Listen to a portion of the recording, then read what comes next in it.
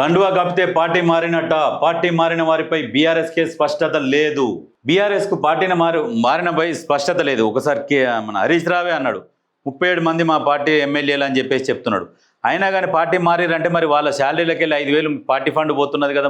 మరి మారిరని చెప్పినప్పుడు party fund ఎందుకు తీసుకుంటున్నారు? కేసీఆర్ కుటుంబంలో అధికారం ఆస్తి పంచాయతీ. అధికారం కోల్పోయినందుకు రకరకాల తిట్లు తిట్టుకుంటారు. ఆ పెద్ద ఆయనను కూడా తిడుతురట. ఇక పెద్ద ఆయన నాకు వద్దురా నాయన ఈ రాజకీయాలని చెప్పేసి పక్క పడేసిండు. అట్లా ఉన్నది.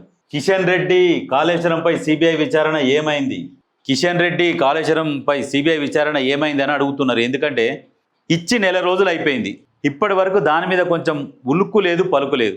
అంతకుముందేమో కాళేశ్వరం పైన ఇవ్వండి, సిబిఐకి ఇచ్చేయండి అని మాట్లాడారు. సరే ఏం చేస్తారో మరి, ఎంత పెద్దగా బయటికి తీస్తారో అని చెప్పేసి అప్పుడున్న ఒక జీవోని గత ప్రభుత్వం ఒక దరిద్రులు ఏం చేసిరంటే సిబిఐని కూడా రావద్దు అని చెప్పేసి ఒక జీవో తెచ్చిరు. ఆ జీవోను రద్దు చేస్తూ మరొక జీవో జారీ చేసిరు. సిబిఐ రండి, విచారణ చేయండి, ఆ కేసును కూడా మేము సిబిఐకి అప్పగిస్తున్నామని చెప్పేసి దానికి సంబంధించిన మొత్తం ఇచ్చిరు పేపర్. ఏది మరి 30 రోజులు అవుతుంది. మరి కిషన్ రెడ్డి కదా తీసుకోవాల్సింది నిర్ణయం. అప్పుడు కిషన్ రెడ్డే కదా మాట్లాడింది, సిబిఐకి ఇవ్వండి మేము చూసుకుంటాం, మేము లోపలేస్తామన్నాడు. సిబిఐకి ఇచ్చినాక ఉలుకు లేదు, పలుకు లేదు. ఎందుకు ఉలుకు లేదంటే అక్కడ బీఆర్ఎస్ బీజేపీ దోస్తీ తెలిసిపోతుంది.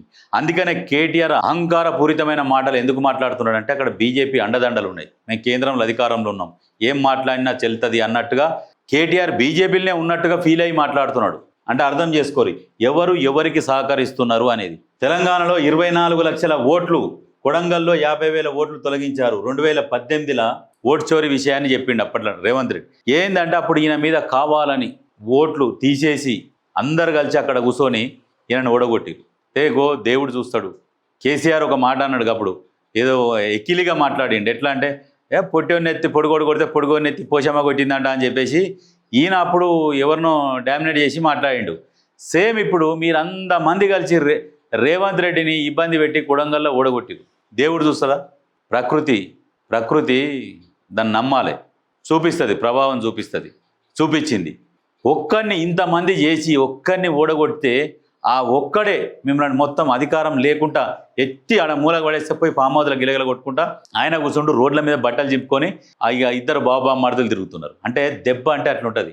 ప్రకృతి చాలా బలమైనది, దాని నుంచి ఎవరు తప్పించుకోలేరు. అందుకనే ఎక్కువ ఎగిరెగిరి సింపుల్గా తీసేసినట్టుగా మాట్లాడి అహంకారంగా ఎకిలిగా మాట్లాడేది కేటీఆర్ అయితే నెరి ఇంకా ఎకిలి నవ్వు ఎక్కువ నవ్వుతాడు. ఆ ఎకిలి నవ్వు నవ్వుకుంటా ఆ ఎకిలి మాటలు మాట్లాడినందుకు దేవుడు గుడ్డోడు కాదు, చూసి ఆడ మూల గుసబెట్టిండు. ఏదో సినిమాలో డైలాగ్ ఉందిగా, ఎక్కడ తగ్గాలో ఎక్కడ నెగ్గాలో ఉండాలి, మీకు తగ్గేది లేదు. ఎప్పుడదే అహంకార ధోరణి. ఇంకా మీ తెలంగాణ నుంచి ఉరికిచ్చి కొట్టే రోజులు వస్తాయి.